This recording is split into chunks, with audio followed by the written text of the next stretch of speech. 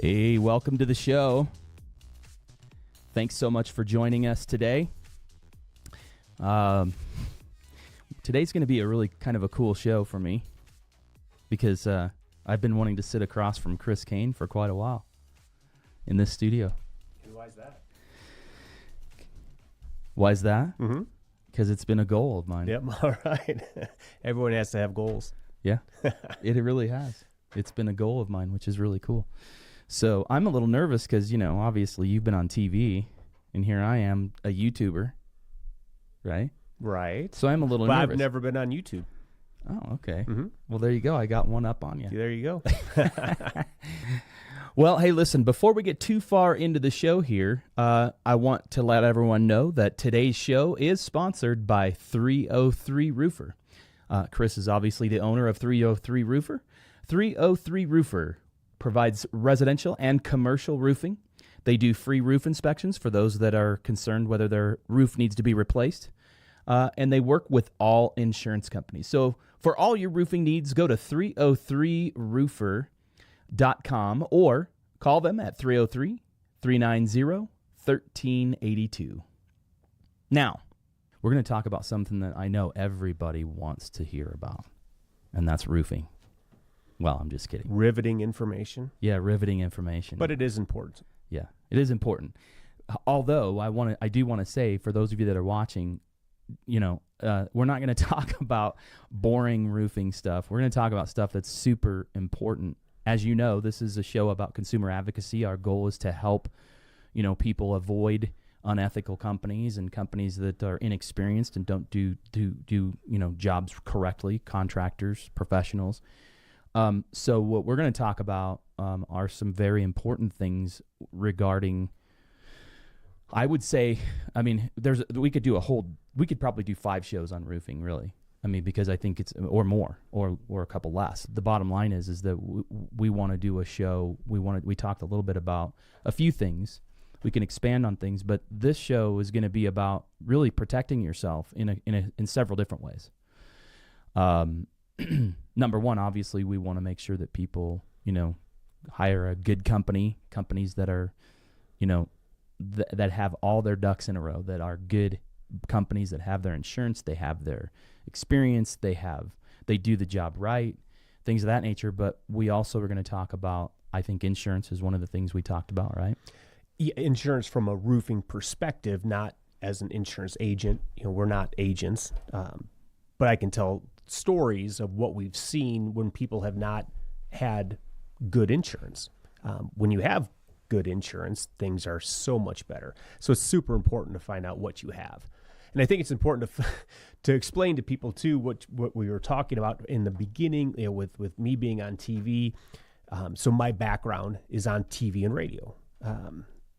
I got into being a contractor because of nightmare stories from consumers that got ripped off by contractors. And that's how we started a construction company, to help those people that got ripped off, you know, whether they paid $5,000 or $50,000 up front to a contractor only for the contractor to not return, or there was problems maybe when the job was halfway done or maybe even fully completed, but you couldn't find that contractor. So we would raise money from the community. We would go in, we would finish projects for people, and that's how we started getting into construction. That started in 2009. And that was coinciding with the television and radio program. So I've been on TV and radio for 20 years and contracting since 2009. So, you know, just over 10 years now. There are so many horror stories, so many nightmare stories. There's a ton of great contractors out there. Sure. But it's, you know, we hear about the ones that are bad, yeah. You know, when the homeowner gets ripped off. Yeah. Yeah. It's too bad that, you know, you don't hear more about all these great contractors, but it's almost like it should go without saying you should be a good contractor. We're just going to, you know, contact people and talk about the bad ones. So just know that there's a lot of good ones, but do your due diligence. Don't end up with a bad one, because it's very easy to. Yeah, for sure. Here's my viewpoint of this. Obviously, I know a lot about driveways. I don't know a ton about roofing. Only the things that I do know, and I'm sure probably a lot of homeowners know.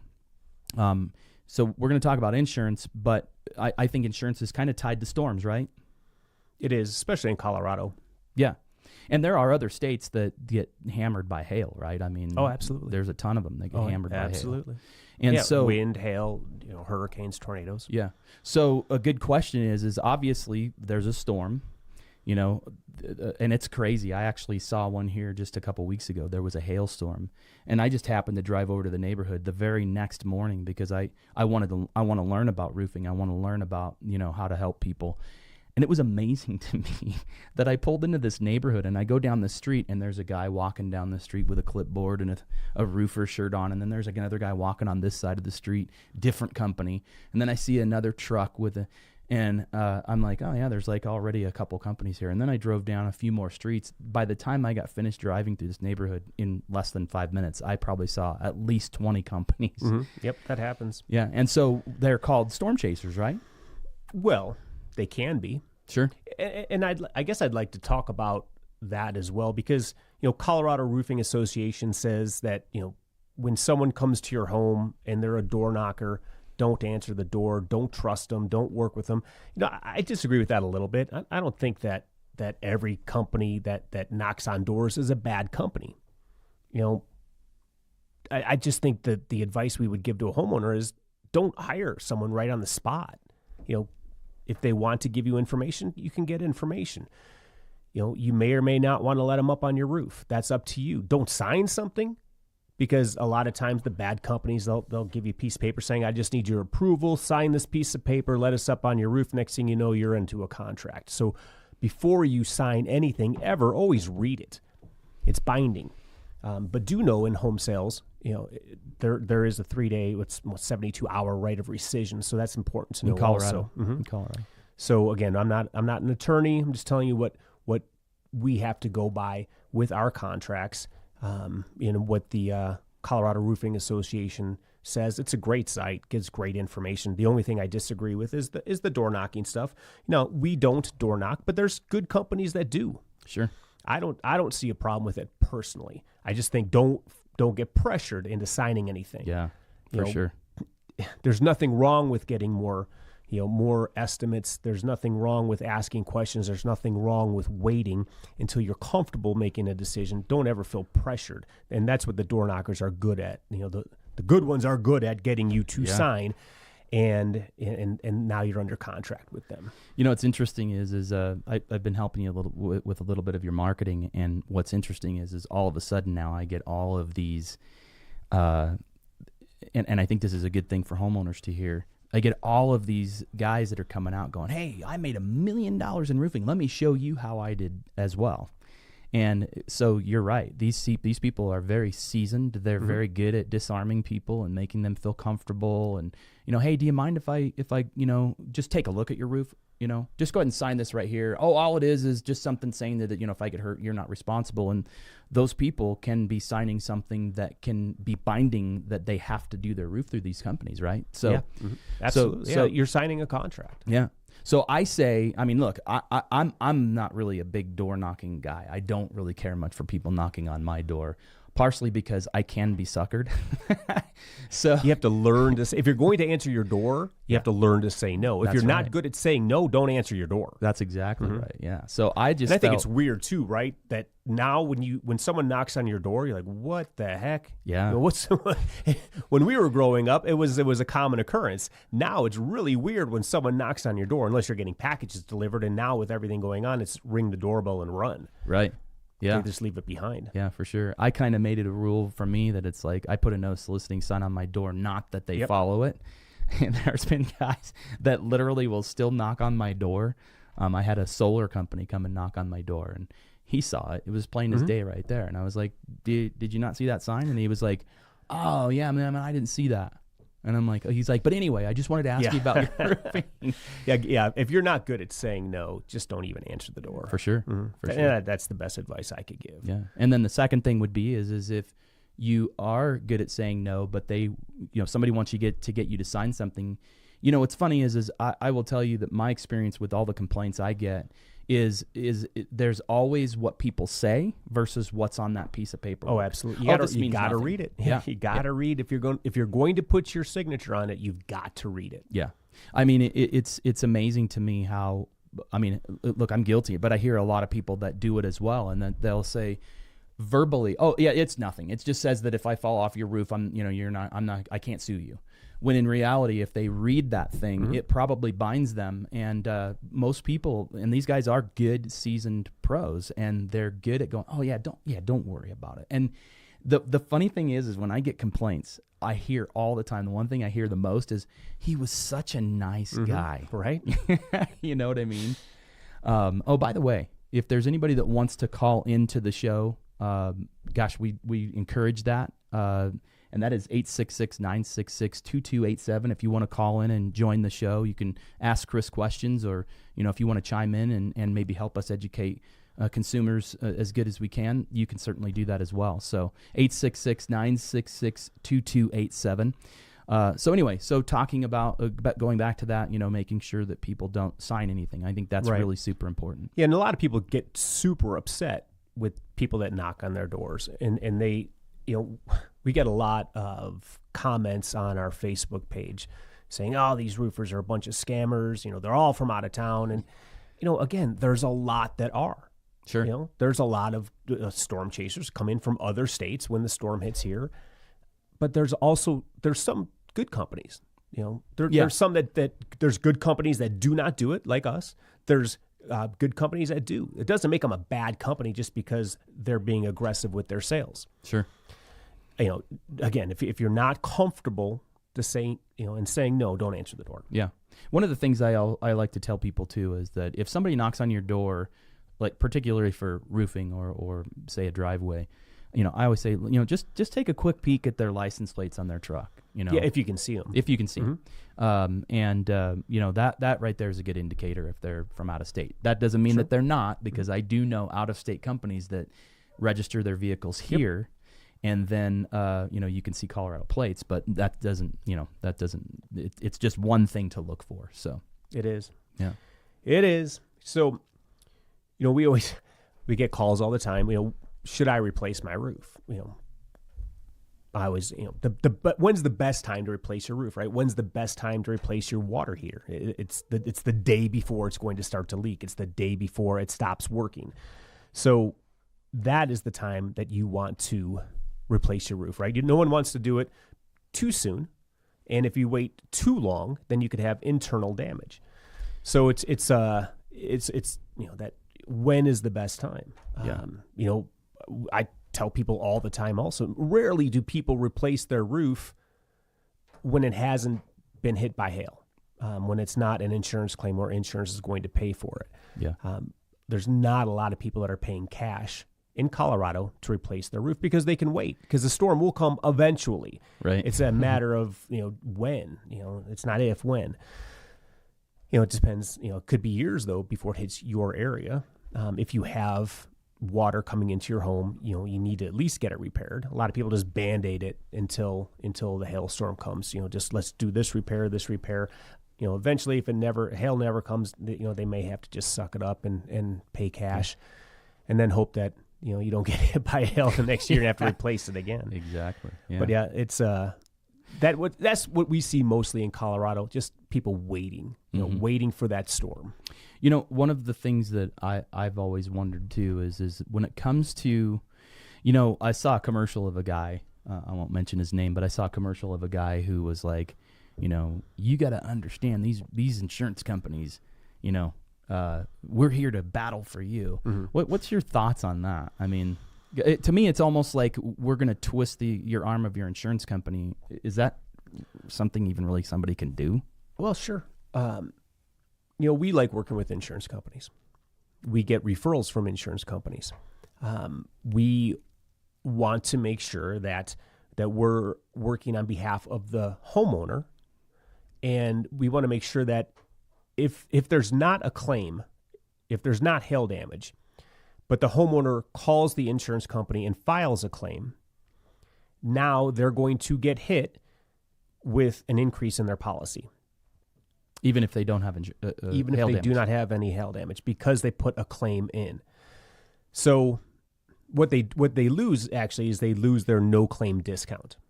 Gotcha. Now, everyone complains that insurance rates continue to go up because of everyone's claims. So you're always going to get stuck with that. So whether you put in a claim or not, you're still a part of a group that's insured by the same company.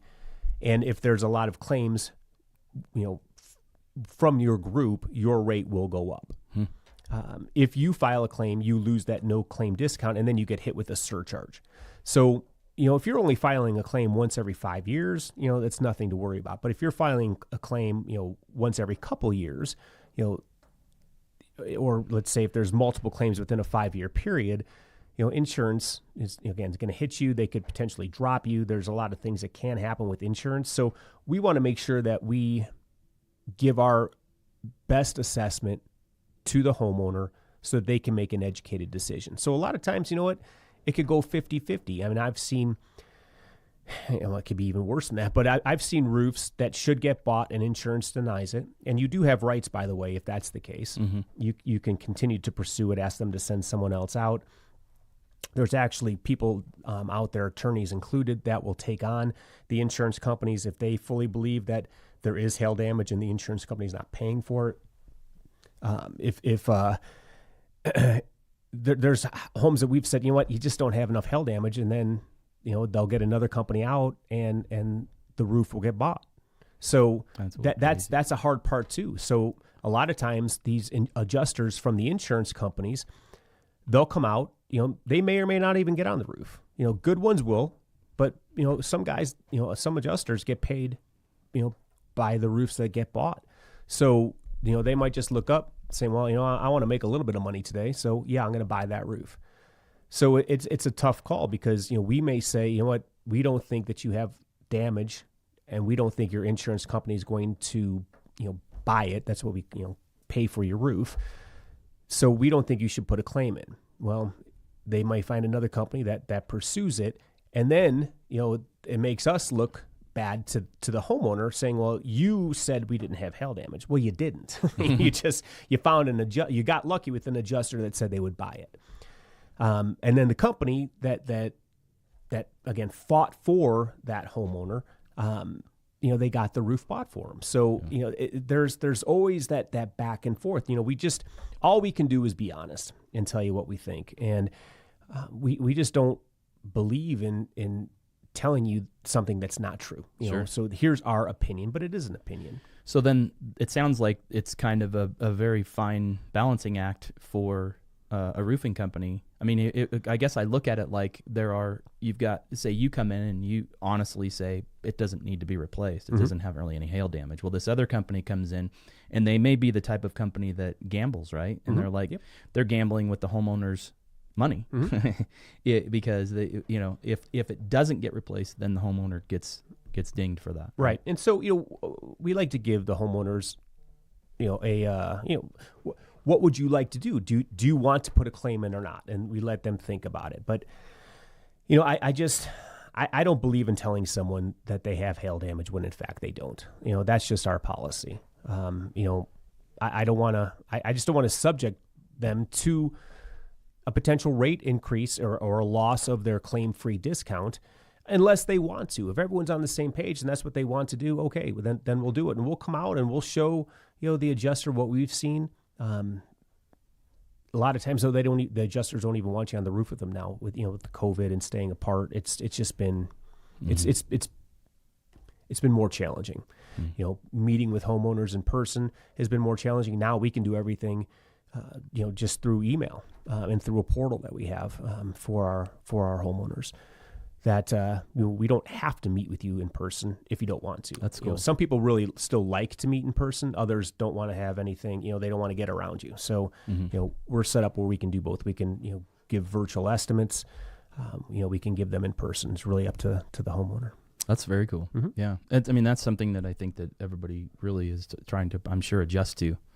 Because I know I don't want somebody knocking on my door. Really, I don't really want. Well, even let's say that you don't meet with anyone. They come out because you really don't have to unless the homeowner chooses to. But we can come out, we can get on your roof, we can take a look. We don't have to meet with you. We can get back down, we can leave, we can do all of our estimates. We can email you the estimate, and then you can make a decision from there. And then let's say you choose to work with us, we still don't ever have to meet in person unless you want to.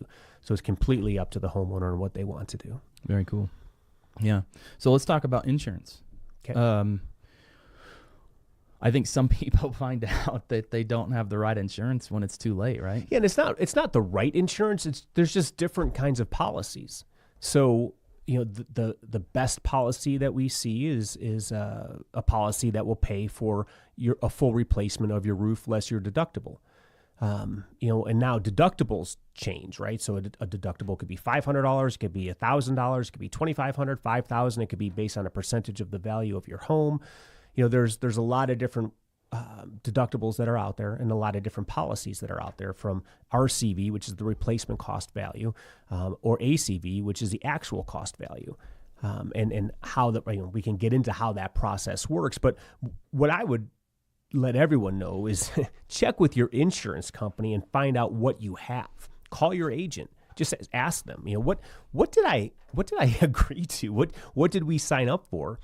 Most people have no idea what they have. Mm-hmm. And just being a smart consumer, you should know. Hopefully you did it on the front end, but then you may not remember. So it's just a good idea just to find out and make sure you're comfortable with the policy that you have. And I'm just talking about your roof specifically, because a lot of companies will make an exception, for wind and hail damage to your roof. It's going to cost, your deductible now is 1%, if you have one of those policies. You could still have a flat rate policy or flat deductible, again, like we mentioned, the 500 or the 1,000 or maybe 5,000, whatever the number is. But it's important to know. And then it's important to know, do you have the RCV, the replacement coverage, or do you have the actual cash value, the ACV? And what's the difference between the two? Okay, well, so RCV is full replacement, less deductible. That's what they're going to give you. So if at the end of the day, what they do is they send someone out. They'll take a look at the roof. If they feel like it's there is hail damage, and they will quote unquote buy it, right? They will pay for your replacement. They'll put together a spreadsheet of what they're willing to pay. And then they take out the deductible and whatever that number is, and that's what they will ultimately pay you.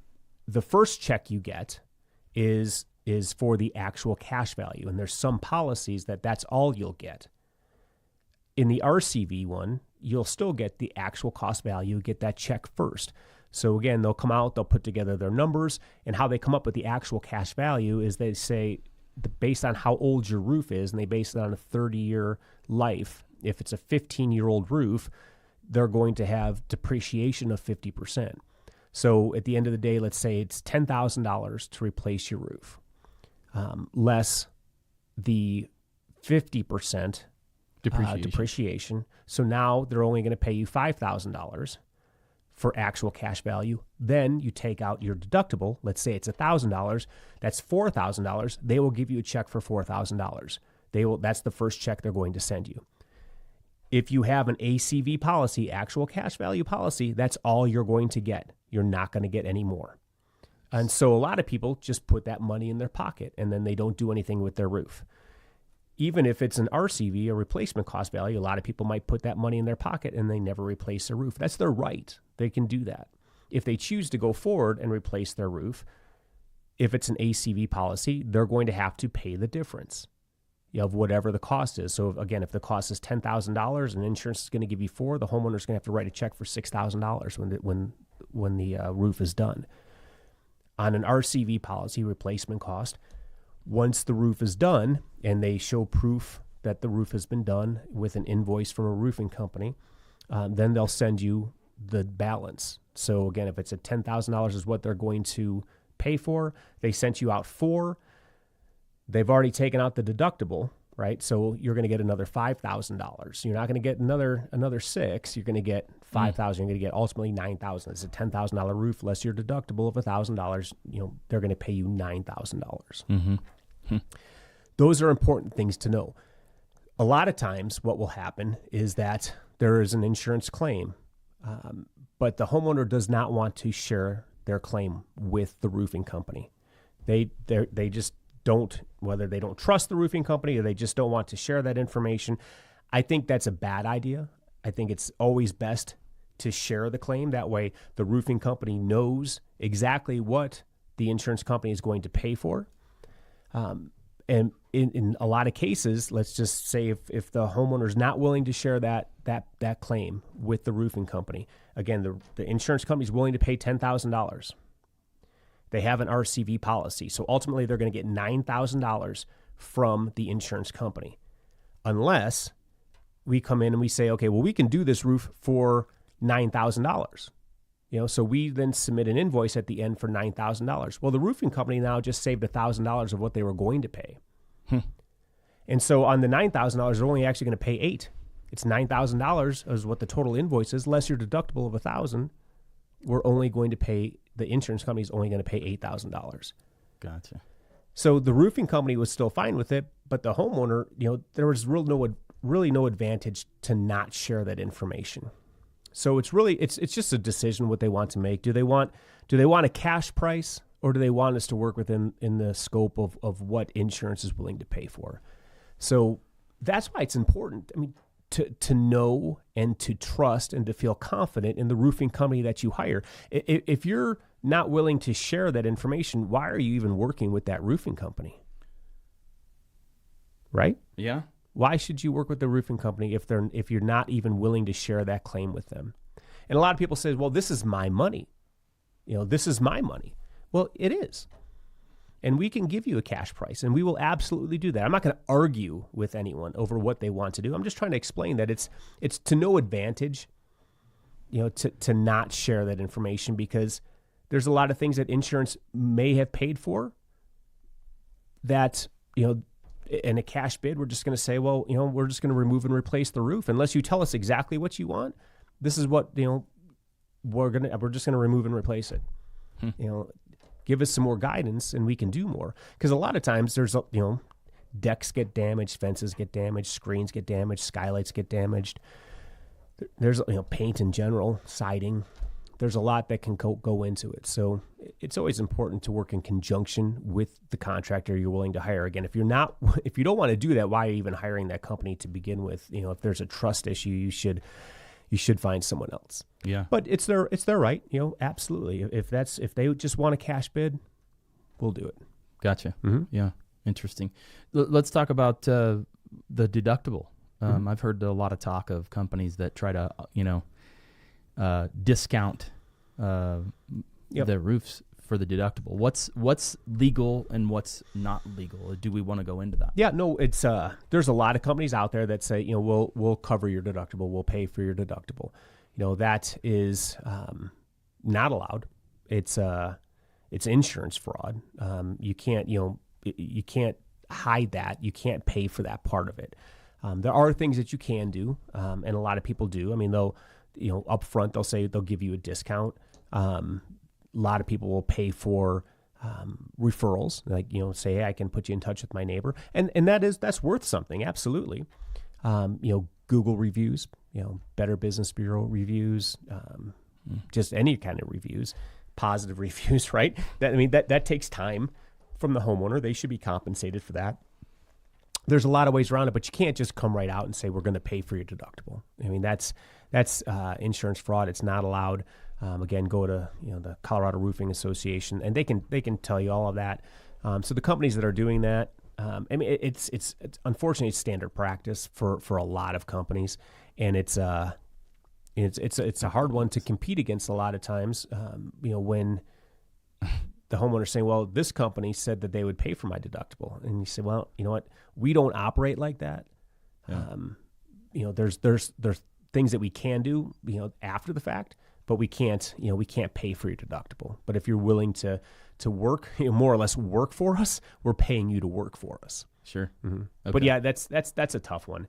And a lot of companies will say it, and they don't even know what the deductible is. They don't know what if the deductible is $5,000? I guarantee you they're not paying for that. The smaller ones, I think most people have gotten so used to the fact that, everyone's deductible is $1,000, but that's not the case. Huh. I mean, there's so many different ranges. Interesting. Mm-hmm. So those are the guys that are asking, well, do you know what your deductible is? Right. Yeah. But it's an important question, so that the homeowner knows, what Sure. they have to come out of pocket for. So, we like to tell them, I mean, the only thing you have to pay for is your deductible. Make sure you understand your policy. We had a homeowner that,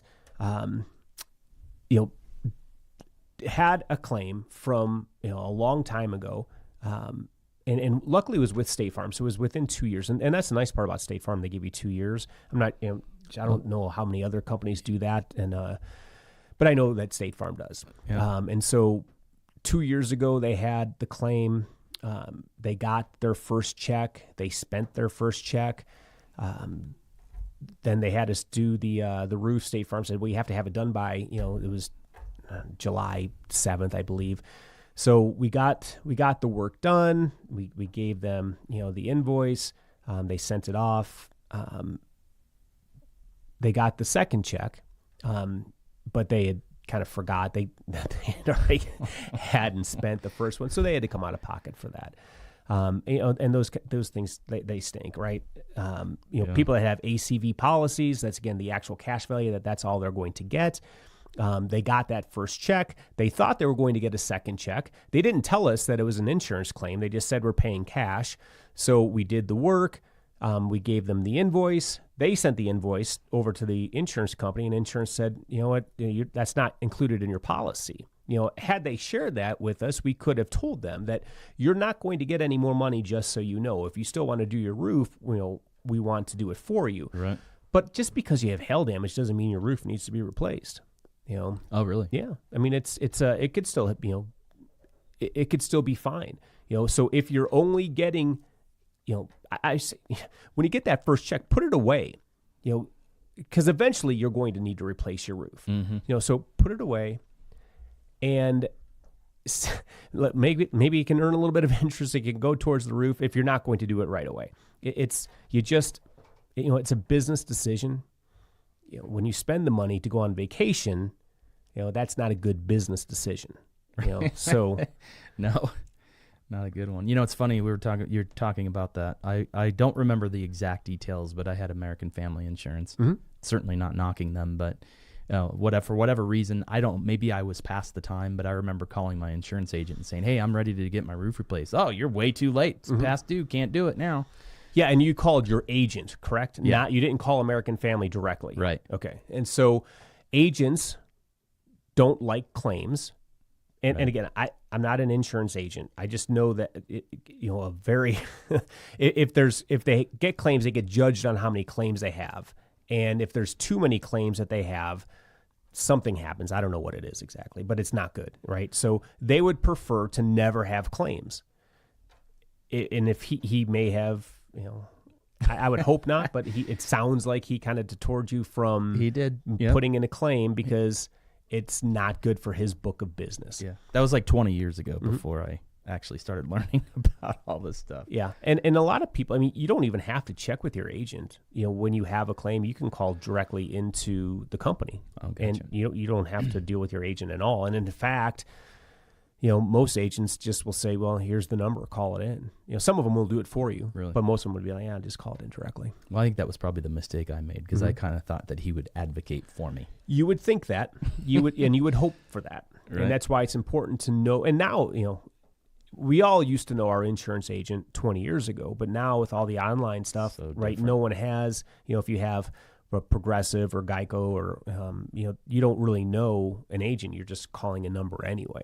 Right. But yeah, there's a lot of, there's a lot of good companies and there's, and again, you can do a whole few shows on insurance itself, but, there's brokers out there that can work with all companies that aren't captive. The big ones are captive. So the people that work for State Farm, that's all they sell. Mm-hmm. American Family is probably the same. Farmers is probably the same. Just the big ones are, that's all they sell. They work, for that company. And then the brokers can work for everyone and sell all the other policies outside of, State Farm and the captive company, State Farm, Allstate, Farmers, and some others. Mm-hmm.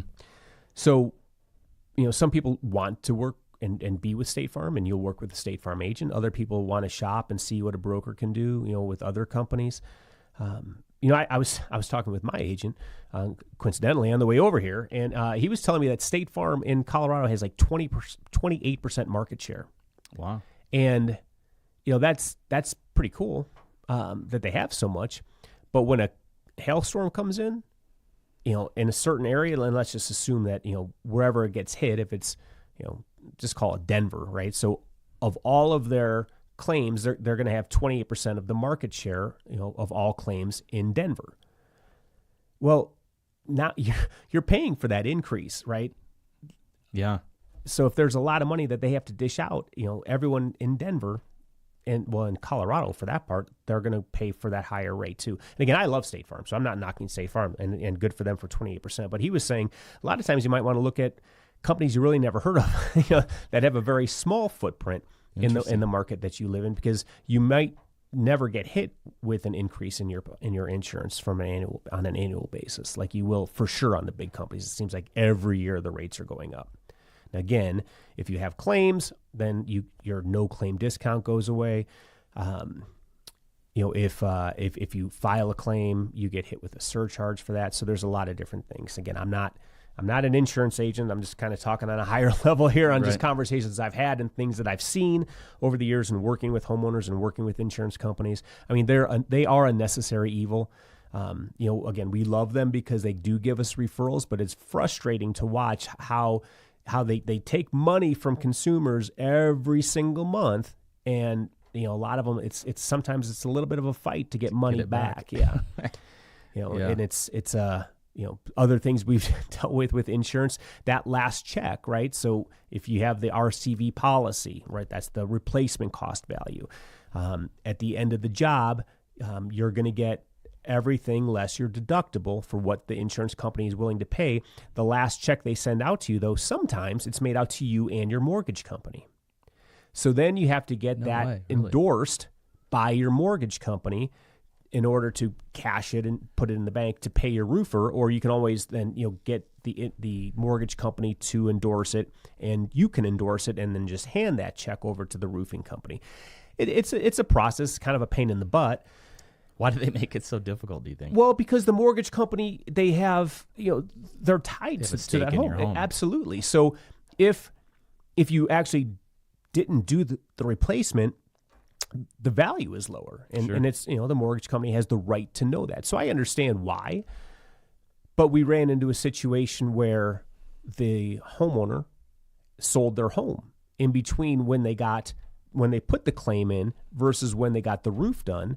So the check comes in for the RCV policy, and it's made out to the homeowner and the mortgage company, but they don't have an account with the mortgage company anymore. Oh, man. So it was with Wells Fargo, and they have no accounts with Wells Fargo. Wells Fargo just happened to be their mortgage company at the time. They sold the house 9 months ago, went to Wells Fargo. And so this is, and then let's make it even one step more complicated. It was a deaf client.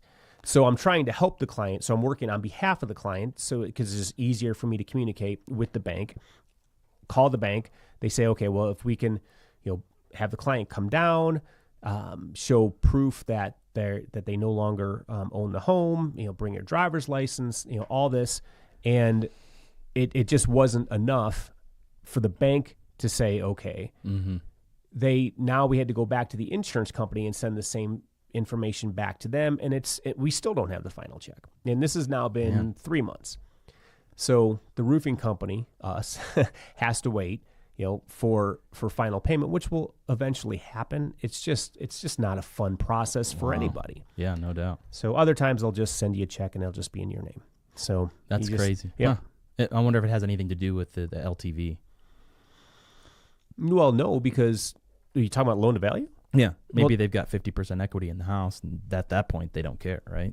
Well, no, this is the insurance company. Okay, I was talking about the mortgage. Well, I guess it wouldn't matter. I guess you're right. They didn't even have a lien against the property anymore because the property's been sold. Huh, okay. It's now just getting the insurance company to reissue a check. Gotcha. So first we were trying to get Wells Fargo just to endorse it, but being that she no longer had an account with Wells Fargo. They didn't. They were like, no, we're not going to endorse this. So now we had to go back to the insurance company. Interesting. Yeah, so it was and it's still frustrating because we're financing basically the roof. Sure.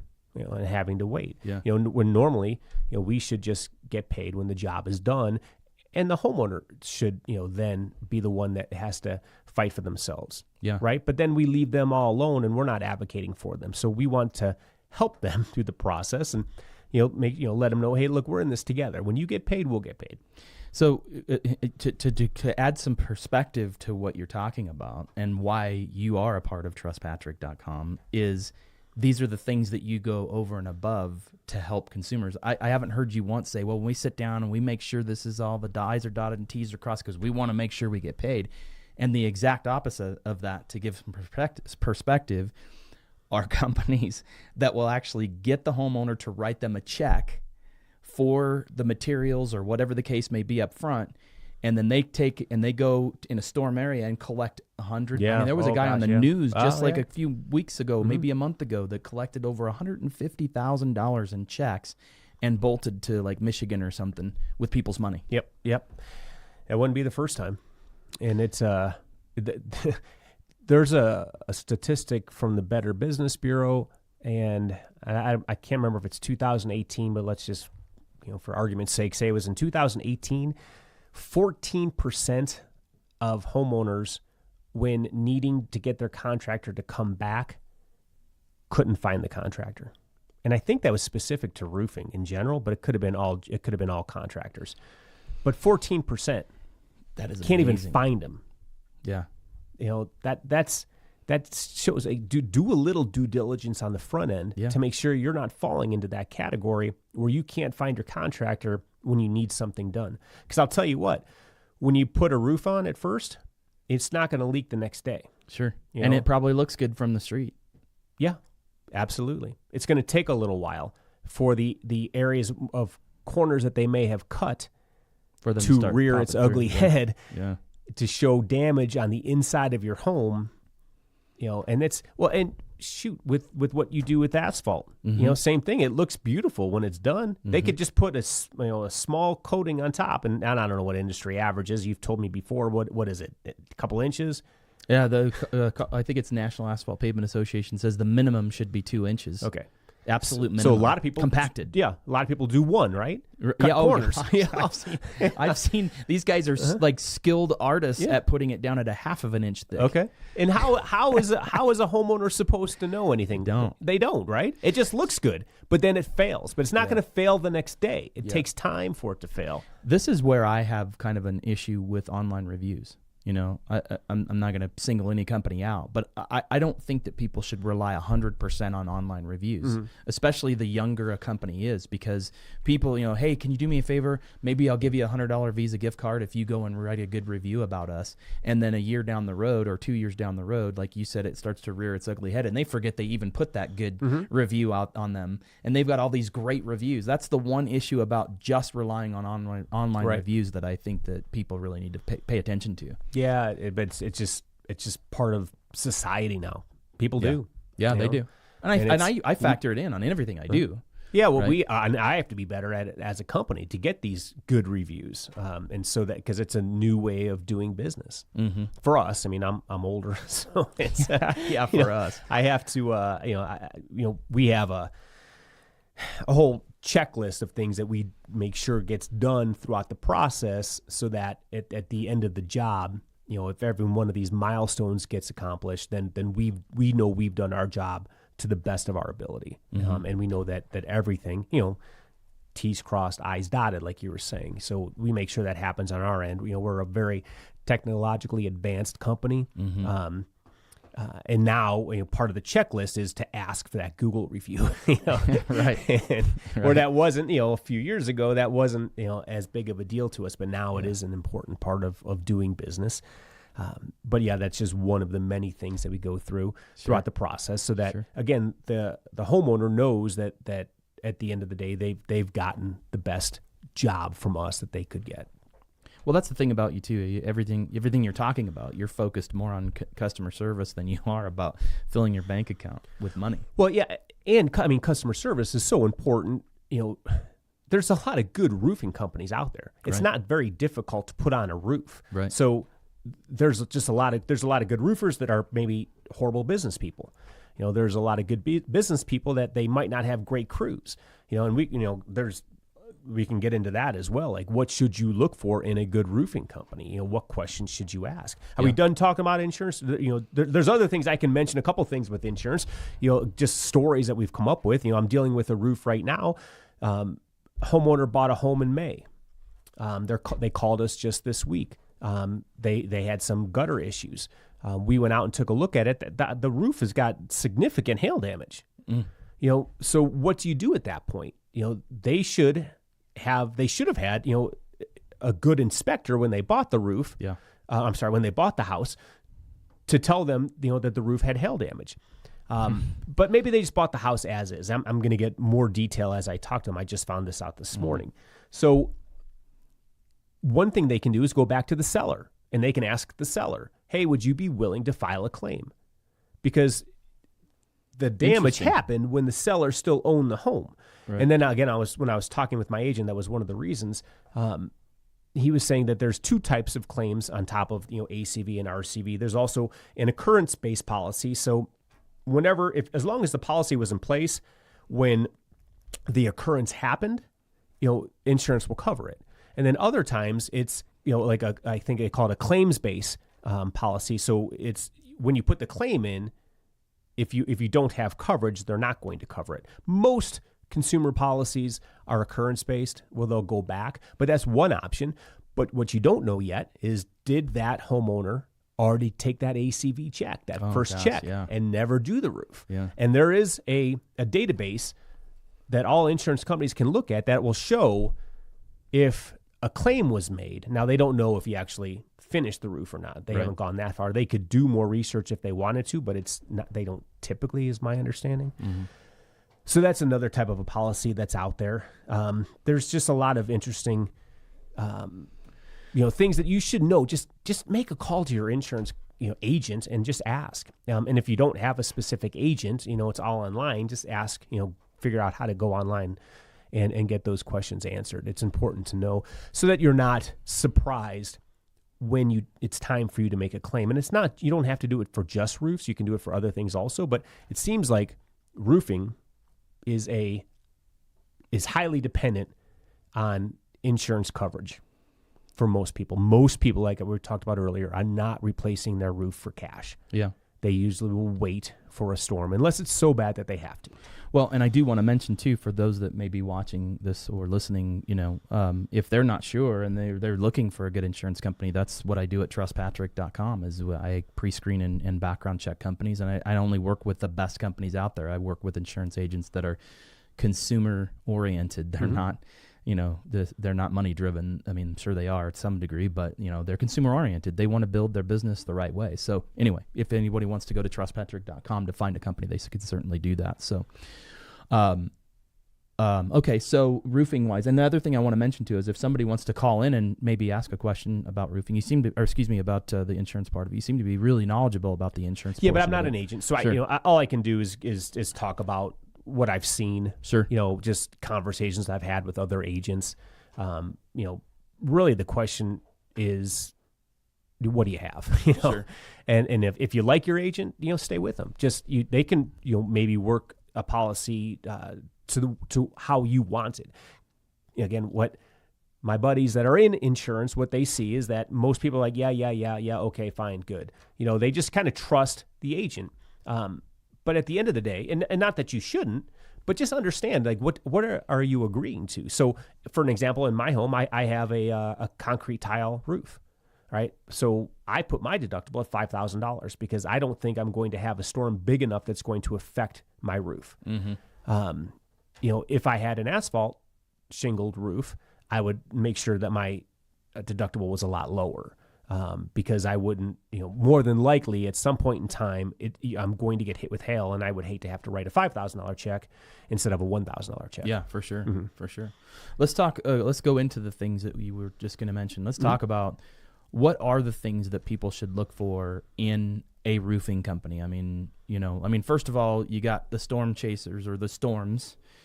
If they were going to work with a company that knocked on their door, what would you say would be the first thing that they should look for in a company?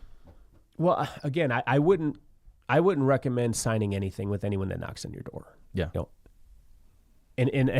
And I'll tell you what, though, if we were to knock on your door, if that was part of our practice and we were to knock on our door, I'll tell you what, I would have my guys trained to make sure you sign that contract. Right? Because that would be the goal of knocking on a door. Right. So because I don't want to do that, I don't want to put that kind of pressure on. I don't want to have that practice. Right. But I would just tell the homeowner, if you answered the door, just say, okay, let me think about it. Let me get back to you.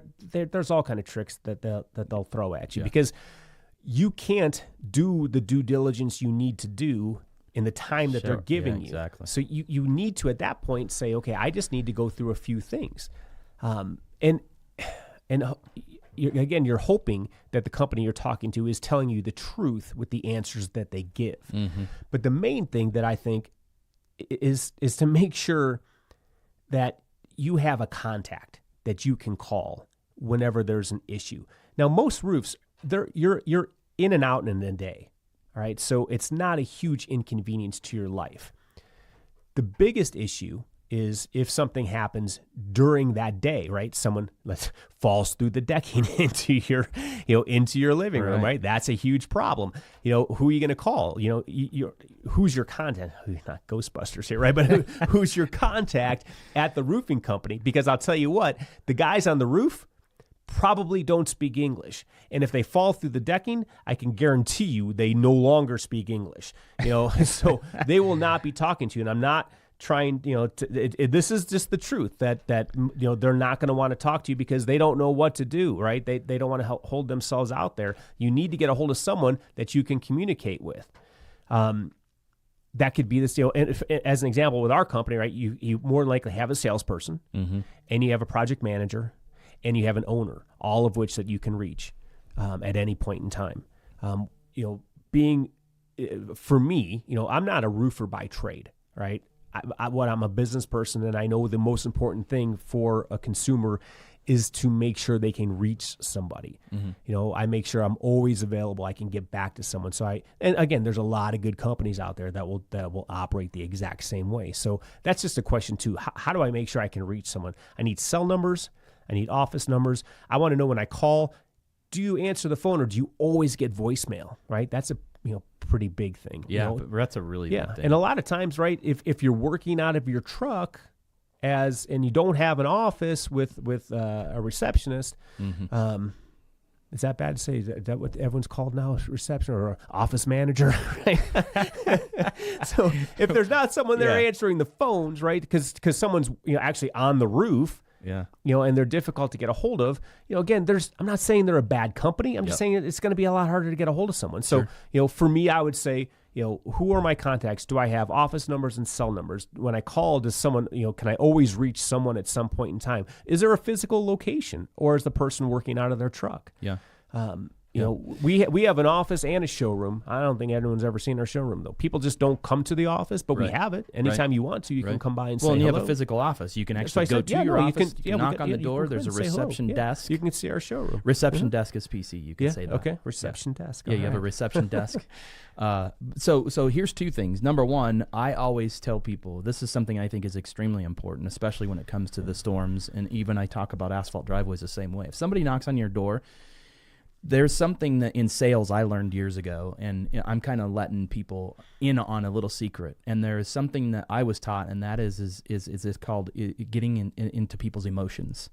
And these guys are trained very well to get into you and tap into your emotions. And one of the things that I've always said is that don't buy into any urgency. That's where people really get stuck and I don't know how much it happens with roofs. But I can imagine a roofing guy saying, man, you've got to get this thing fixed now or it's going to leak everywhere and you're going to damage your house. You sign this thing.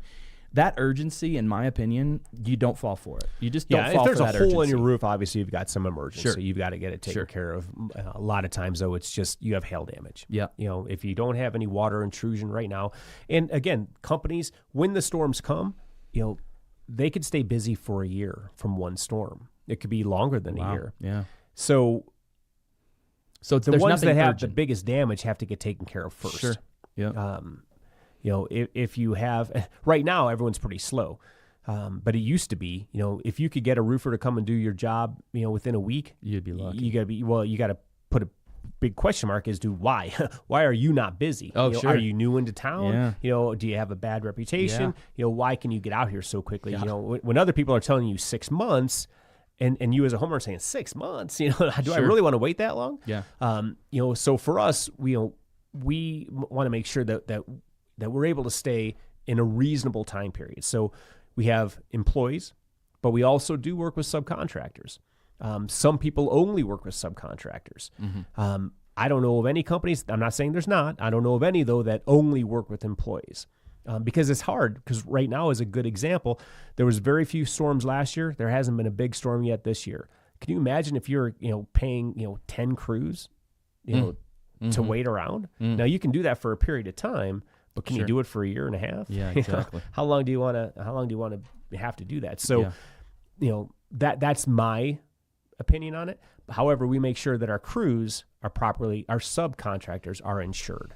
So that's a huge thing, because a lot of times you're working with, some people work with subcontractors that aren't insured properly, which going back to insurance, making sure that the business has proper insurance, proper liability insurance, proper excess insurance, and auto insurance and workers' comp insurance, which you have to have if you have employees. For people that don't have employees, they don't carry it; they're able to waive out of it, and that means that they're subbing everything out. Again, I personally don't agree with that, but there's a lot of companies that do, and there's some good companies that just sub work out. Sure. It's up to you. Yeah.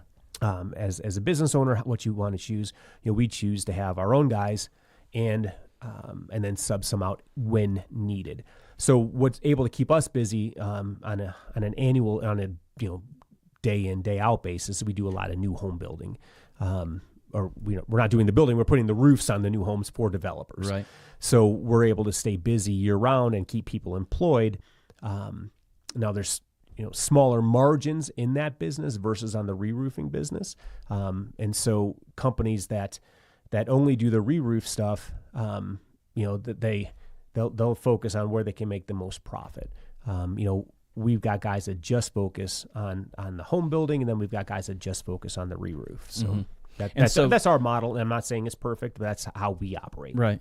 And just this is one thing also that I've found in the roofing industry is that, and not all, but could be some, is that just because it's going to be subcontracted doesn't necessarily mean they're going to get any less quality of work. You have subcontractor agreements, and you do quality control with your subcontractors. Yeah, again, I try not to use subcontractors if I don't have to. And here's why. Because you have a subcontracted crew, and let's say it takes them 6 hours to do a roof, but they get it done in 5 because they know they've got another roof they can go do, and they can get 2 roofs done in one day. If they start cutting corners, if you don't have a project manager out there that's going to manage it, that's the writing on the wall for a bad job. Mm-hmm. Where if you have employees, right, they're getting paid regardless. Now, I don't want them taking all day, but typically, if they're on a job for 6 hours, there's not much that you can do for the next 2, unless there's maybe a repair job here or there. Right. But that 6 hour day for them is a full day, because I don't have anywhere else to send them to maybe. So I like that part of it, because I know that they're going to, I don't want them taking like lollygagging around, right? But I know that they're not rushing through anything. They're staying focused. There's enough profitability in a roof for us that they can be there the full day, whether it's 6 hours or 8 hours, or even if it's 4, that we don't need to get them off and get them onto another job. Again, that's just how we operate. But we also have a project manager there to make sure that the job is getting done right, and to make sure that there's it's not unheard of that there's theft, not from the homeowner, from the roofing company. So all of a sudden you have a bundle of shingles missing. You've got a box of nails that are missing. Gotcha. You've got some metal edging that's missing. Because that can be resold. Sure. So you got to make sure you've got good, trustworthy people. We don't stand for that. We see people, and it's not unheard of. People have stolen from companies. Yeah. The history of companies. We're not exempt from that, but that's why I like to have someone out there that can make sure that that's not happening. That's just money out of our pocket, and I don't want to stand for that. We've never had an issue because we're not inside anyone's home where people are stealing things. That's never been an issue, thankfully, and nor can I see it ever happening that way. Because again, we've got someone out there that's watching it and making sure. Again, I think the main issue then once the roof is done is the cleanup, right? Because I think for the most part, homeowners, they see it as long as it looks nice. They don't really know, but there could be 1,000 nails in the gutters that unless they get up there, they're not going to see. I send one of my guys up there to make sure my guys are actually doing a good job, and they're not leaving nails behind on the roof, and they're not leaving debris on the roof. And then on the ground, it's also critically important, especially if you have pets. You don't want nails that a pet could step on. Yeah, or in your car tires for that matter. Yeah, for sure. That doesn't usually happen. It can, on a homeowner, it happens, often sometimes on commercial jobs because they're so big. You got to be careful. Yeah. But, yeah, anyway, it's that's the main thing I think for homeowners is the cleanliness. How does it look, when they're done visually, and then how's the cleanup? And this is still part of the process of looking at companies. We're not necessarily talking about this person's roof. We're talking about if your neighbor's having theirs done and you're going to get yours done. Take a look at that. Right. See how they leave the cleanup. See how, absolutely. Maybe ask the homeowner, hey, what was your experience with these guys from the very beginning? Yeah, no, that's great questions to ask your neighbors, and why you don't and shouldn't necessarily rush into making a decision unless you have water intrusion. Yeah, I'd say just take your time. Choose the right company. Yeah, it's going to save you a lot of headache for the day that it's happening, and then years down the road. So. And again, going back to what we were talking about, I said the first thing is there's nothing that has to be done today, unless of course your roof is leaking, right? So there's this. If you get pressured from a roofing company that, oh my gosh, you got to do it today, and you can see clearly with your own two eyes that you don't have any leaks, there's no need to make any decisions today. Now, let me ask you a question. You're not an insurance agent, but let's just say that some guy said there was a leak, and I said, I don't feel comfortable signing anything today. I'm going to get another roofing company out here, or I'm going to get my insurance adjuster. If that roof happened to leak between that moment and whatever, they'd cover that, right? Insurance? Yeah. Mm-hmm. Yeah. So it's not like they're going to not have that covered. No, insurance wants you to mitigate the damages. So if you have a hole in your roof, they want you to put a tarp on it. They don't want you to leave it open so that it continues to make a bunch of damage on the inside. Correct. So that's really all they're looking for. So you can get, and we've done this plenty of times. So someone's called up and said, look, I just need a tarp that's put on here. Now, for us, if we do a good job putting the tarp in, we think, hey, we got a pretty good shot of getting hired to actually do the replacement. But there's been times that they've chosen because they've got, a neighbor or, a relative or something that will actually do it, or, there could be other factors that are at play. But, we've come out and done the tarp and not done the roof. Normally it doesn't happen, but it can. Sure. And so for me, I'm like, well, that's a bummer, but they made the decision for whatever, reason it was. I don't think it was ever because they didn't like us, but I hope not. Right. We didn't get a bad review. Yeah. But that can happen. So yeah, just mitigate your damages. You still don't have to feel so rushed. I mean, it's a little bit different than, because the rain will stop. Right. Versus like a main line that's broke and your basement is flooding, or backed up and your basement is flooding, and it's going to continue. I guess you can shut the water off, but then you've got mold issues potentially, and just that's just gross anyway, down in the basement. Yeah. So that's again, a different situation. Colorado is so dry that, you need to still check, but it doesn't happen often that we find, mold. You cut the water source off, which is in this case rain. Right. Things are damp, get it dried out. Yeah. And then we'll get the roof back on. So the first step would be don't fall for the urgent stuff. I think the second thing is that I always say watch what people write on their contract versus what they say. Yes. For sure. And read the contract. Yeah. Read the contract. So if you're going to sign it, read it.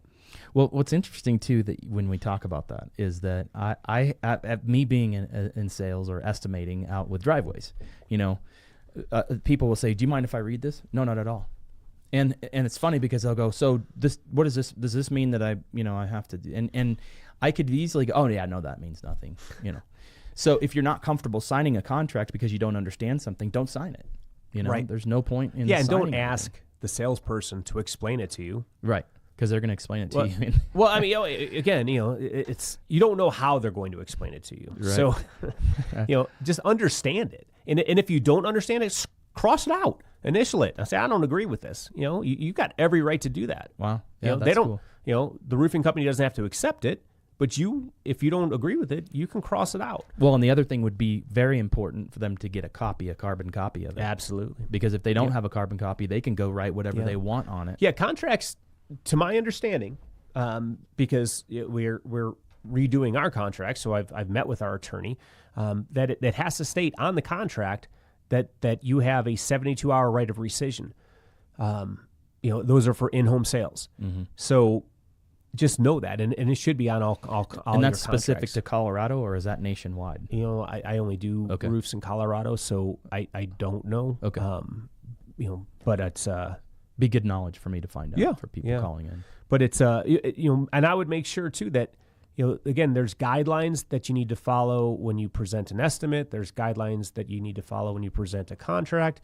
The Colorado Roofing Association is a great resource for people if you want to spend the time and take a look at it. But contracts and estimates need to include what materials you're going to use. They can't just say we're going to do it for the price of what insurance is willing to pay. Although people do that all the time. I've seen it all the time. It needs to be specific. And that's why it's nice sometimes to get that contract. Now you can change it, just because I present here's my cash price contract, because they might not have their insurance claim yet. If they want a cash price before they get their claim back, okay, I have no problem presenting them with here's our cash price. Here's without knowing what insurance is willing to pay for, this is what we see, this is what that we'll do, and here you go. Mm-hmm. But that doesn't mean that we can't change it if everyone's agreeable to it. Right. But if the homeowner says, nope, I want you to do exactly what you put on the contract, well, okay. We stand behind our contract. I'm not looking to change it. However, if the claim comes in and you may say, well, wow, and rarely are we more than what, I've never seen a case actually where we've been more than what insurance is willing to pay. Mm.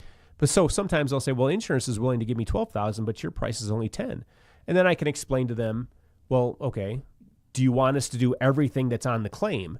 If so, we'll do it for that price. I just need to see it. I just need to see what it is that they want us to do. And again, if they're, willing to listen and understand that, you're not going to get that money from insurance. That was my next question. Yeah. That would be the first thing I think I would think is this, he bids for 10, they're going to give me 12, I get to pocket 2. You don't. It doesn't work like that. It does not work like that. Yeah. They will only pay you for the work that you paid out. This is not a profit deal. All right? They're going to pay my $10,000 bill. Interesting. Less your deductible still. Yeah. They're not going to give you 12 and you're walking away with money. I can imagine an unethical roofing company saying, "Oh yeah, you'll get that difference." I could imagine them saying that. Just sign with me. I'll make sure you get it. I don't know. I'm assuming. Yeah. I don't know as much about roofing. And for me, I would like the homeowner to give us referrals. So when they have someone, I know you just got your roof done.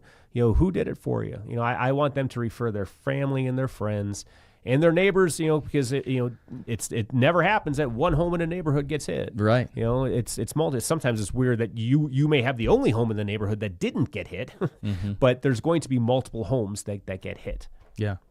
Yeah, well, the analogy I guess I can draw is like, again, I say I've been out doing estimating for driveways for forever, for 25 years. And, I run across situations where they say, hey, my neighbor wants to get a quote too.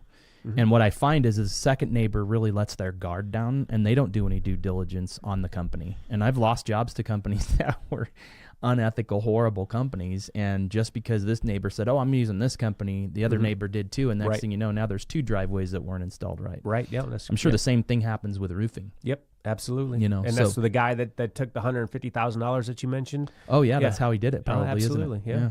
There's some companies that are very good at canvassing, and they hit homes hard, and they put signs out, and nothing. There's nothing wrong with that. With any of it. Yeah. It's as long as they're honest companies. There's some companies that do this that are they're good roofing companies. Yeah. And part of their sales is door knocking. That's a big part of it, and they're very successful at it.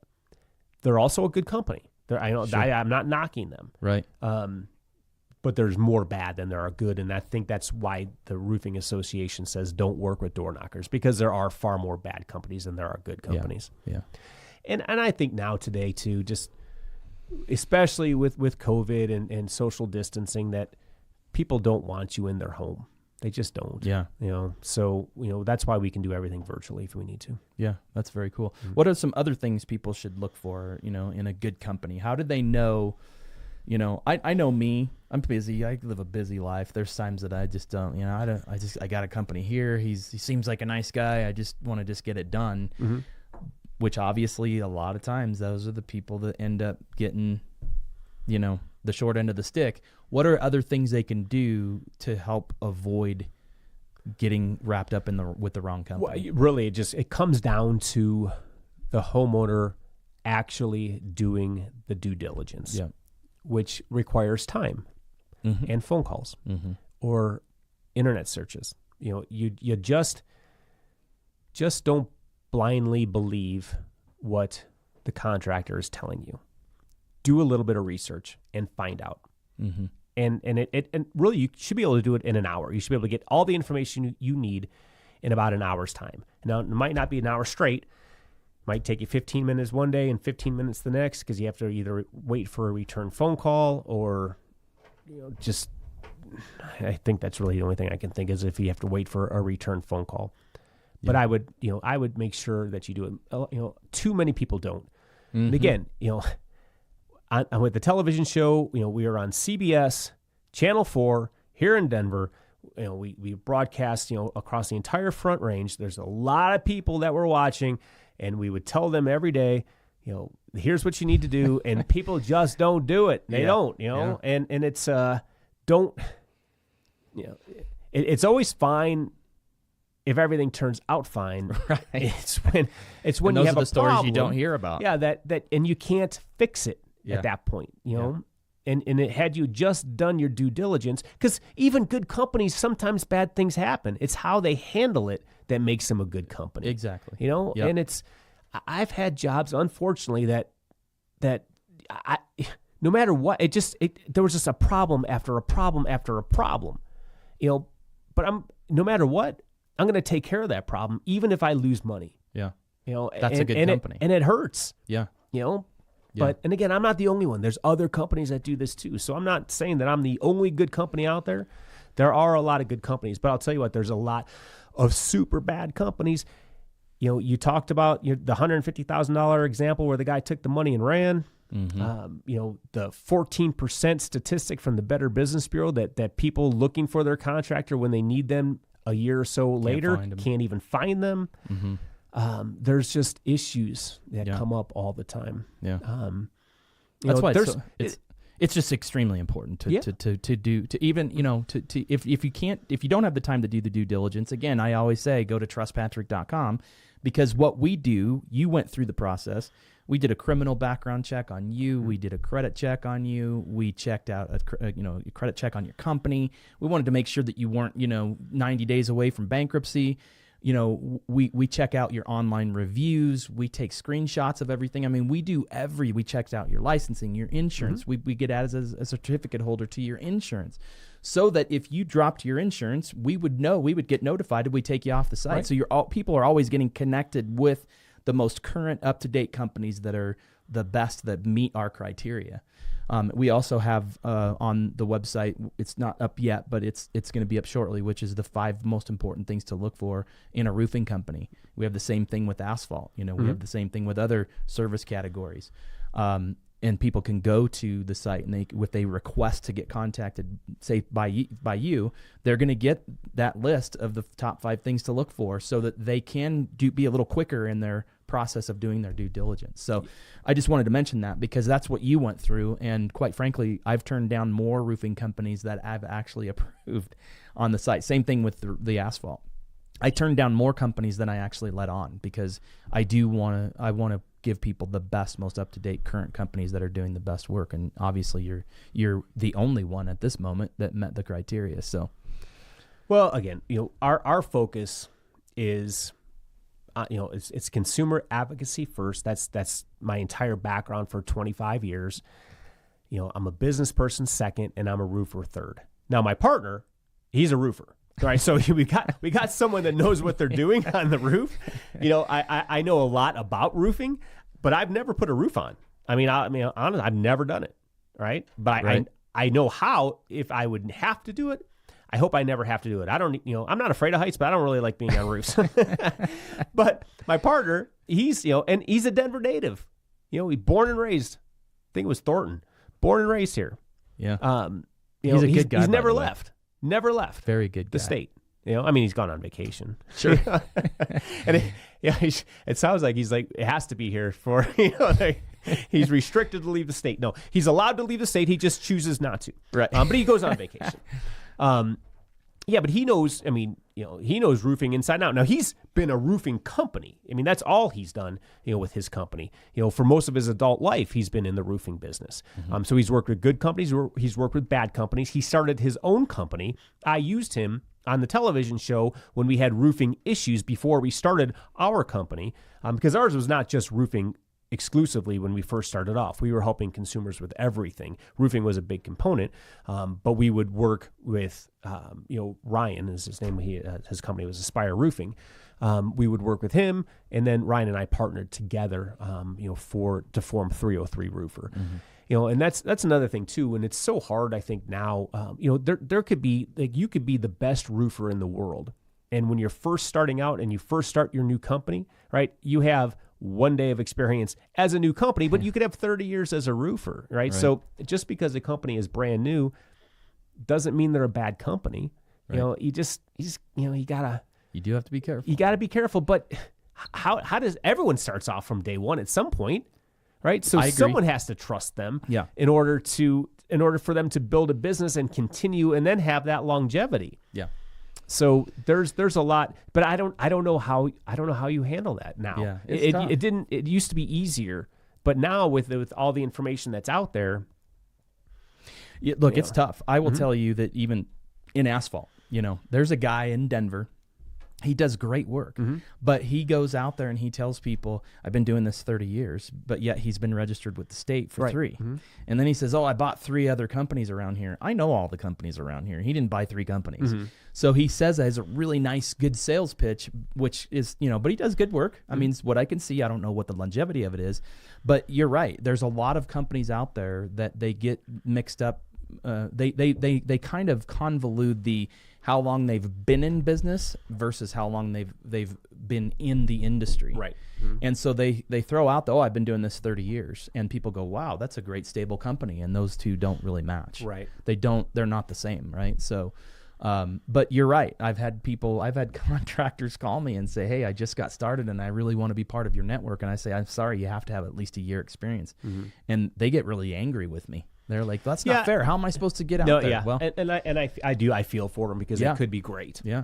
But, and again, someone has to hire them or they're not going to be in business. Yeah. So someone has to trust them. Yeah. It's hard because there's always going to be new companies. Yeah. And it's like for us, so every person we hire will potentially be one of our competitors. Oh, sure. Yeah. And that's just part of the business. Yeah. But it's harder for them. It's hard. I think it's harder in general right now for new companies, especially now. Going as long as we have without a big storm. Someone that just started up last year, they're going to be, it's going to be thin, real thin for them. Yeah, for sure. Any other things important that you think that people should look for? I mean, one thing, and we've never put a roof on top of another roof. So you're allowed to, though. In the state, you are allowed to, on top of one layer, you can put another layer. Interesting. Of shingle on top. Okay. We've never done that. We've always taken the roof down to the decking and then put on brand new underlayment and a brand new roof.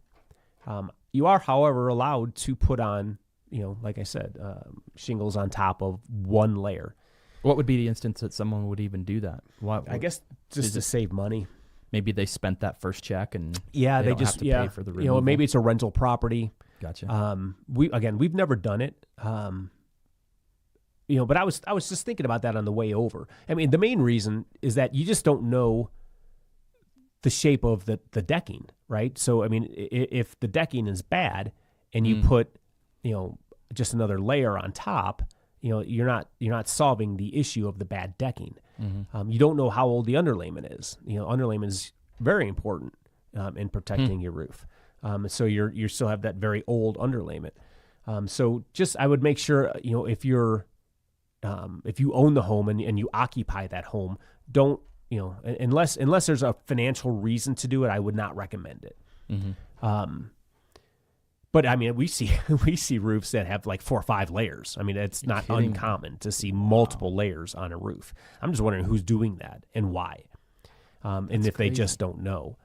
Or maybe, like we talked about, maybe it's a rental, but I still, again, you're not allowed to do this. So in pulling a permit, you can't, if it's getting inspected, that would never pass. That's a good subject. Permits.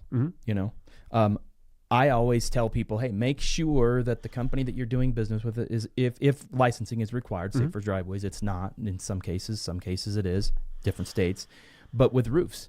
Now, the one thing I've learned about roofing is that just because a company is not licensed in your area yet doesn't necessarily mean you shouldn't use them, because, for instance, let's say there's a hailstorm in, Parker, Colorado, and you're not licensed there. It doesn't necessarily mean you're not a good guy. It just means that why would you pay for a license that you're not really using until you actually had to? Then you can go get licensed, or how does that work? Yeah, no, absolutely. So, yeah, you can't pull a permit, without a license and having the proper insurance too. Yeah. Some municipalities, it's really, you just pay a fee, and it's not too terribly difficult to get a license. Others, you have to have your license. I should say pull a permit. Others, you have to have a license in order to pull that permit. But yeah, that's important. And I would recommend for all homeowners to make sure that there is a permit pulled for their project. Yeah. So that there's a second set of eyes that are on it, not only from you and from the company, but now from the city that goes out there and inspects it and makes sure that it passes. Yeah. And that's important not only for the homeowner, it's important for the company too, because the company can say, well, I mean, we pulled the permit, it was inspected. It's not like we did a bad job. I don't know what's going on, because sometimes, and the roof shouldn't leak, but some roofs are built a little tricky. And you have to know that. And you have to make sure you take all the precautions so that it's properly enclosed. But, unfortunately, we have had a roof we've had to go back and fix a leak. Sure, it happens. It does. And water's a tricky thing.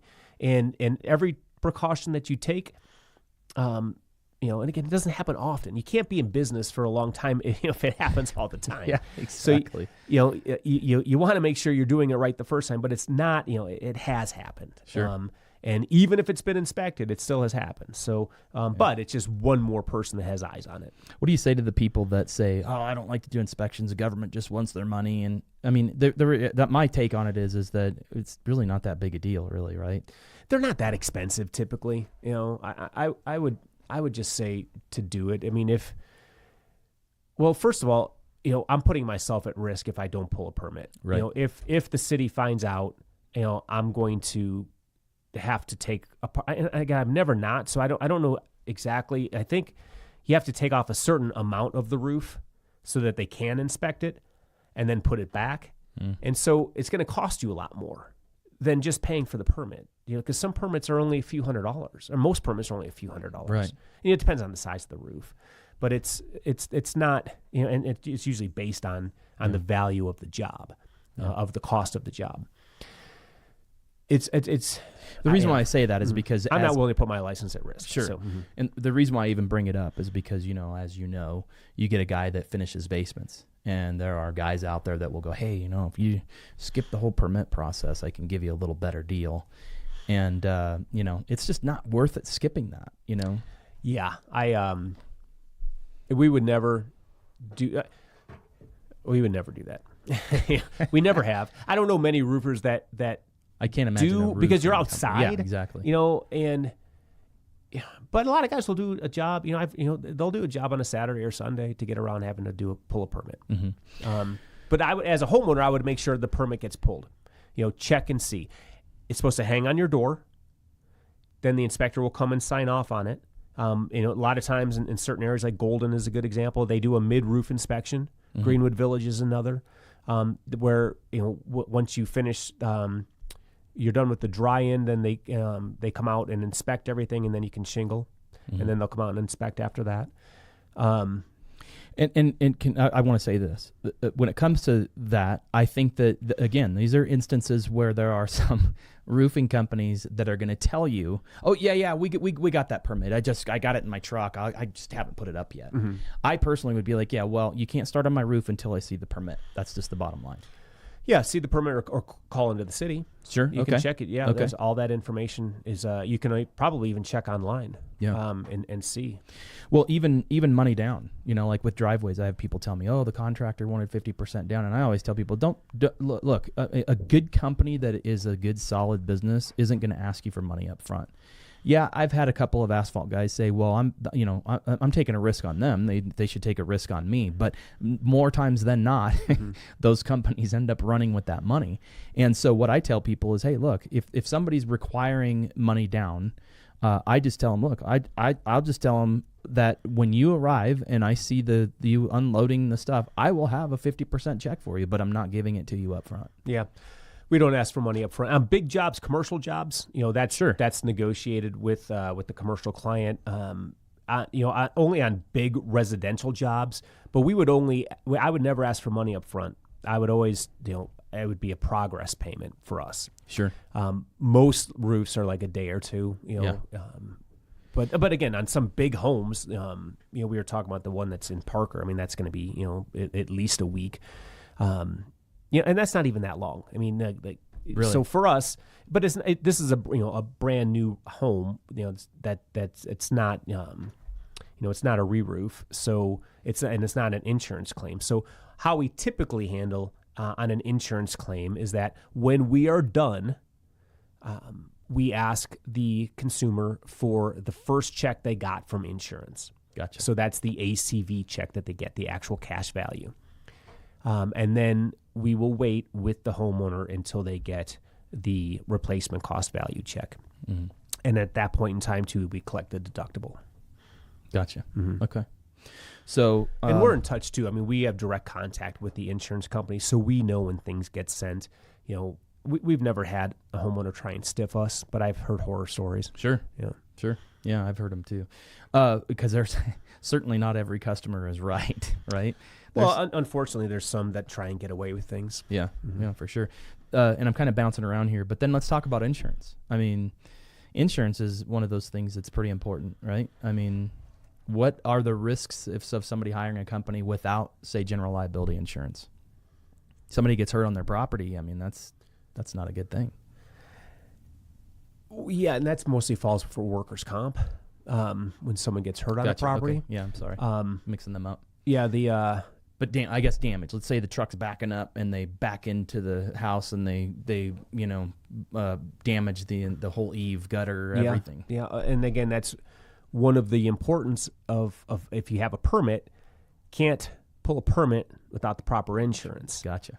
So it falls into place there. So just another reason why a permit should be pulled. Yep. Another reason why to make sure that the contractor you hire, in fact, has insurance. Yeah, I mean, there's bad thing. Again, we've been super lucky, so we haven't had issues, but I can see them happening. We've had some. I shouldn't say nothing. We did a roof where we had to back up the dumpster.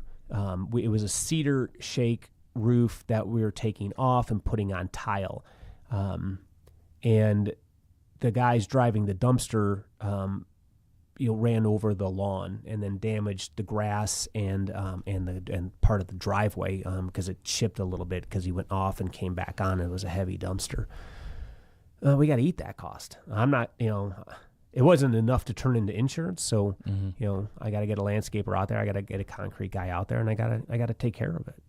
And that's that stinks, but that's part of doing business. We'll see, and that wasn't even one of our guys. That was the dumpster guy. We'll see, and that's what I was just going to say is again, you're showing me why I love having you on Trust Patrick, because there are guys out there, it becomes a hot potato. Oh, well, it wasn't our fault. You got to call the trash company. And then the trash company's like, well, I worked for the roofing company. And it just becomes a hot potato, and nobody wants to take care of it. Yeah, I wouldn't put that on a homeowner ever. We were hired to do a job. And when the job is done, I want to make sure that they're happy. We'll do a walkthrough. We'll take a picture of them in front of the home, have them sign off that everything's great. But again, maybe in a week or two, they find something. I'm not going to be, well, you signed it that it was great. You said it was good. I'm not going to do anything for you. Yeah. So, but again, I don't know of any good company that would do that. Right. Good companies do good things. But honestly, then bad companies, they're not even going to take the time to have you sign anything anyway. They just want to get done, get in, get out, and get going. Yep. And get out of the state. So you can't ever find them again. Yeah. But just again, to reiterate, do your due diligence as a homeowner. That will save you headaches. Yep.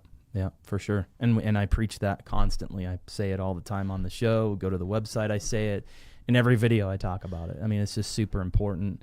And, it's just funny because I get people that send in complaints, and one of the first questions I ask them is, do you have a copy of your contract? Well, no, we just did it by verbal. Well, what do you want me to do? Right. Yeah. you gotta do the things that are important, and you can't let these guys, bamboozle you or push you around or intimidate you or rush you or pressure you. You just have to be able to say, no, I'm not doing it that way, And I've had people tell me, well, I chose the guy because he was the only asphalt company around that could do it in the next 2 weeks, and I needed to get it done. Well, you were in a hurry. That's right. That's what happens when you rush things. You just got to take your time and be willing to do it right, so you don't have to deal with the headaches afterwards. A job can be done quickly, painlessly, and a good job if you just do your due diligence, and you never have to worry about it again. Yep. No, that's true. That's true. So yeah, it's I guess another thing you should ask for and compare what kind of warranty is the company going to give you. Gotcha. The shingle comes with its own warranty, and then there's a workmanship warranty. Gotcha. So just understand what your warranties are. Get copies of the warranties. Yeah. That's another main thing. Some companies will just do. I think it's mandatory in Colorado to offer a 1-year workmanship warranty. Some companies will do 2, 3, 4, 5 lifetime. Some companies do lifetime warranties. Sure. It's that reminds me of that Tommy Boy movie where, like the warranty's only as good as the company, how long they've been in business, right? So if a company that's been in business 3 months and they're telling you that they've got a lifetime warranty, it sounds good, right? It reminds me of that Tommy Boy movie. You remember that part? I do. Where he says something about the warranty on the brake pads. Yeah. I won't repeat it, but it's the truth, Now, again, it's not an all-the-time thing that if a company's newer and they offer a lifetime warranty, that's not really something to rely on. But it's, I find it interesting that there are asphalt companies out there that they've been in business 6 months, but they're telling people, oh, we give a 3-year warranty. And the homeowner's like, well, how come you guys only give a 1-year warranty? This other company's going to give me a 3-year warranty. And I'm like, Well, yeah. Well, but again, that's something that you have to weigh out as a homeowner. How important is that to you? Again, just because the company's only been in business for 3 months doesn't mean they're a bad company and doesn't mean they're going to go away. Well, it's a higher probability, though, right? So that you just got to weigh that. But they could end up being the best company in the world. They could be out of business in a month later. You don't know. Again, I my heart goes out to new companies. So it's difficult for them. Again, I dealt with new companies, for most of my career, on TV and radio, and trying to help them, become, a company of longevity. And it's been great to see. I mean, I've started companies as a silent investor, with a plumbing company, with an electrical company. There's a few others as well that are still in business and are still thriving. And it's fun to be a part of that and to have that story. But now their story, right, is because they've been in business for 10 years or 20 years or whatever the number is, that only work with companies that have longevity, right? But they were singing a different tune when they first started. Yeah, for sure. But anyway, it's just, again, get to a level of comfort. If you check references, that's always a good thing too. Personally check, not just Google references. Check and call and ask. References. Now, again, the tough part with that is that, most companies, me included, and again, I don't, I'm sure that we've had some people that have been upset with us, but, I make sure the companies that I'm giving out, the homeowners that I'm giving out for references are ones that are going to give me a good recommendation. Right. Here's 5 that are bad and 5 that are good. Yeah. But anyway, it's again, I love the business. I love the fact that we can get in and we can get out. I love the fact that we're going to make sure that when the job is done, that it's cleaned up. Because that's the main thing that a homeowner, does it look nice and is it clean? That's probably the only 2 things that most homeowners care about. Some are a little more savvy in roofing and what they want. But most are, which shingle do you recommend? Okay, I'll go with that. And as long as the house is clean, I'm going to love you forever. Yeah. Another main thing that I would tell homeowners is ask the company, like, how are you going to put the ladder up? Because if you just put the ladder onto a gutter, it can crush that gutter. And now you got a bent gutter. Mm-hmm. So, make sure they're using protection, with the ladders to make sure they're not going to damage the gutters. Mm-hmm. I think that's a great question to ask. Yeah. Where are you going to use the bathroom? I don't want you in my house. Oh, I don't want you in my house, especially during using the COVID bathroom. time. And I don't want you on top of the roof peeing into a Gatorade bottle. I don't want you doing that, because I don't want my neighbors being upset with me. So that's another, good question. Just making sure that there's an understanding that, if you have to use the restroom, where are you going to go? You're going to leave, right? You're going to go to an outhouse or to a gas station. You're going to wait for, if you take a lunch, or if it's waiting on a mid-roof inspection or whatever it might be, what's the plan here? Yeah. That's a good one. I never even really thought of that. Yeah. I mean, it's kind of hard to hide it on top of a roof. Yeah. Music is another one. Do you care if there's music that's playing? A lot of guys will just crank the music. Sure. Neighbors probably aren't too appreciative of that. And really it's been difficult for the roofs that we've done, especially during COVID. People are home a lot of times, especially, either if you work from home, you're going to be home anyway, but people that weren't typically working from home and then they have to go through that process. It's loud, And, another thing too, we tell people, take the pictures off the wall. There's going to be a lot of banging. We don't want to break any of your pictures. Anything that's furniture that move it away from the wall. Just take some inside precautions. Interesting. Yeah, very interesting. Cool. Man, I think this has been like a lot of information. Like, I think we should break this up and put it into little bits and pieces for people to digest, because you We're down just here for a while, got yeah. a lot of awesome information. Yeah, I'm not sure people just sit down. I'm telling you, it's riveting stuff. So you can Yeah, just sit I know. down and. I'm sure everybody has watched this from start to finish. No bathroom breaks. But it is important. It Yep. really is to know. Just again, the main piece of advice, let's go back to the beginning, then we can cut out of here, is understand what your coverage is. That's the first thing you can do. Do it before a storm comes. Mm-hmm. Understand so that you are armed with that knowledge, and then everything else follow what we talked about, and you're going to be a very happy camper. That's awesome. Well, Chris, I appreciate you being here. Hey, thanks for having me. Yeah, you bet. Thanks a million for coming. I'm sure we'll do some more shows. And again, if you're looking for a great roofing company in Denver, make sure you go to trustpatrick.com. Up on the right-hand side, you're going to see a button that says Find a Pro. Look for a roofer, and you're going to get connected with 303 Roofer.